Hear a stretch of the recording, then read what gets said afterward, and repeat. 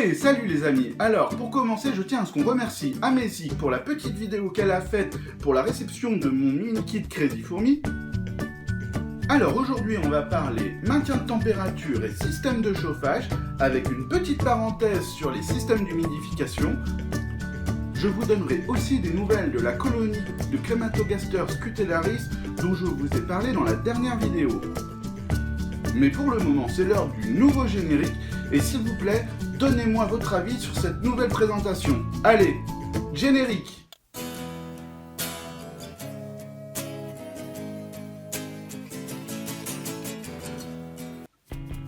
Commençons par les différents moyens que l'on va avoir pour maintenir la température pour nos colonies.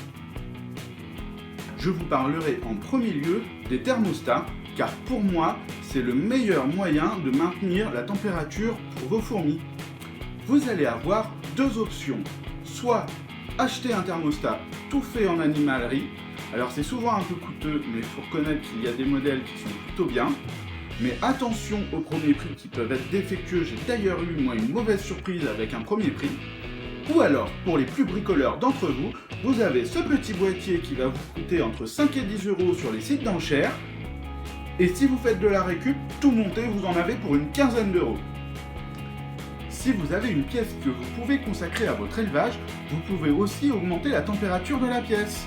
C'est une solution très fiable, mais qui peut être assez coûteuse en fonction de votre installation électrique.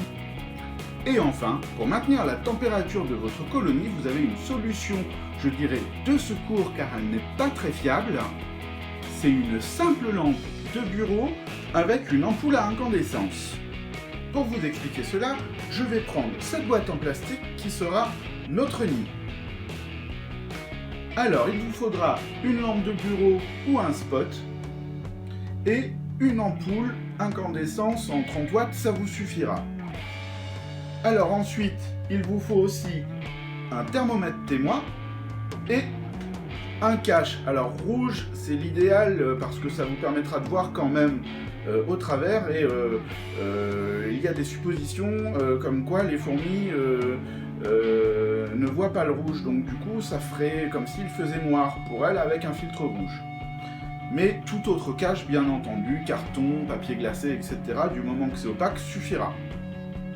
Et il vous faudra aussi du coup une règle. Alors, je vous dis tout de suite comment on va procéder. Première étape, on va d'abord placer notre thermomètre témoin sur le nid, comme ceci. Et ensuite, nous prenons notre cache et nous le plaçons par-dessus. Car si notre cache isole un peu de la température, en mettant la sonde au-dessus, la température dans le nid sera faussée. On va d'abord commencer par mettre l'ampoule à une trentaine de centimètres pour être sûr qu'il ne fasse pas trop chaud dans le nid. Ensuite, nous prenons notre ampoule, hop, comme ceci, et du coup, on va déterminer en premier lieu la température pour la nuit.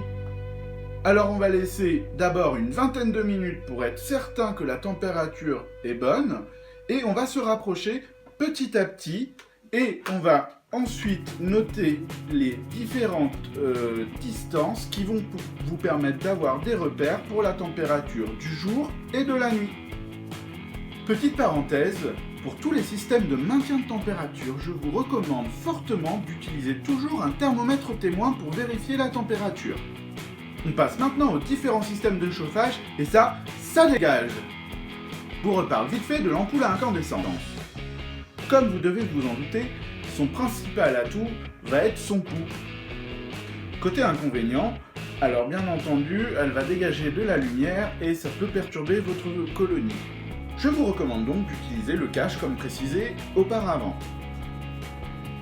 Alors de plus, on n'en trouve plus des ampoules à incandescence, donc c'est vraiment une solution, je dirais, de secours. Passons au tapis chauffant. Je mettrai aussi le câble chauffant dans la même catégorie, car c'est à peu près similaire dans le fonctionnement. Alors le tapis chauffant et le câble chauffant vont avoir les avantages d'être pas très chers à l'achat, de ne pas consommer énormément d'électricité et d'avoir un petit thermostat intégré. Mais l'utilisation donc par le dessus du nid vous cachera complètement du coup la visibilité de votre nid.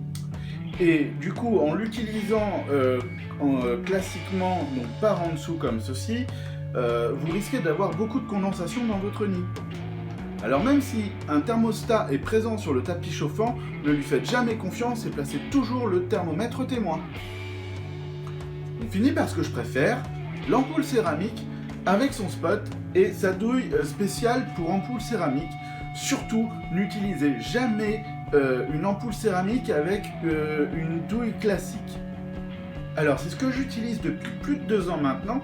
On peut les trouver sur les sites d'enchères à pas trop cher. Ici c'est une ampoule 50 watts. Donc elle a pas mal d'avantages, moi je trouve. En premier lieu, elle ne dégage pas de lumière, donc pas de stress pour nos bébêtes. Ensuite, elle diffuse une chaleur plutôt constante. Alors surtout, il faut toujours coupler ce système à un thermostat. Côté inconvénient, alors je vous dirais qu'il y a quand même le coût, puisqu'une ampoule céramique va être un peu coûteuse à l'achat, surtout qu'il faut en plus une douille spécifique, comme je vous l'ai dit précédemment. Et aussi, elle va avoir tendance à assécher un petit peu l'air, donc il va falloir faire attention à bien surveiller l'hygrométrie dans votre nid. Surtout, dites-moi en commentaire s'il y a quelque chose que vous n'avez pas compris, ou si j'ai oublié de vous parler d'une installation. Je vous fais une petite parenthèse sur les systèmes d'humidification, et je vous donne les nouvelles des Crématos Cutelaris. C'est le moment de me laisser un petit pouce bleu. Plus qu'une parenthèse, c'est plutôt un avertissement.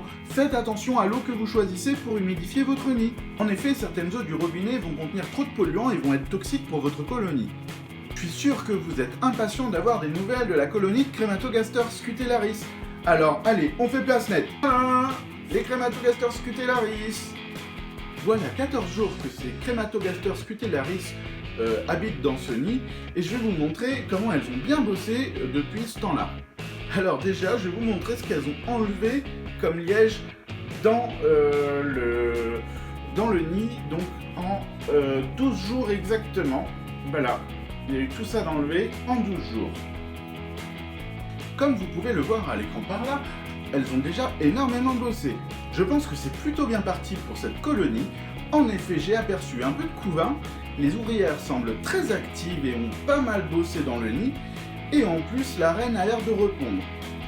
Pour le moment, j'ai perdu une princesse et quelques ouvrières, mais les autres ouvrières semblent avoir pas mal d'appétit, et la reine est pas mal active aussi. Franchement, je trouve ça super joli, les dessins qu'elles sont en train de me faire en creusant ce nid. On se quitte sur les images des Crématogaster Cutelaris. On se dit à très bientôt les amis. Le devoir m'appelle, alors on se pioche un de ces quatre. Ciao ciao!